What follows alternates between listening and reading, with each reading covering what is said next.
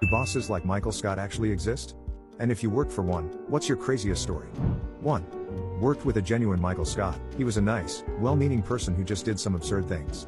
We had abduction prevention drills one day, where we learned how to avoid being abducted. Notably, this was a regular boring office in a regular boring suburb. No reason why this would be on anybody's radar. He and several of the guys randomly broke out into a push-up contest. Again, white-collar office, middle-aged dudes in khakis. Couldn't remember the nationality of our Hispanic colleague. Tried to learn Spanish to make her feel special when she returned from maternity leave. 1.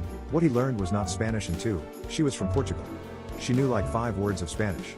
He also disappeared for 4 days. No call, no email. Wouldn't respond to any of our attempts to reach him. Finally, someone drove out to his house to make sure he was alive. He was.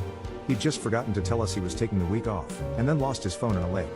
There were many, many moments like these. Great boss. 2. I used Michael Scott as a reference point for an old boss of mine from the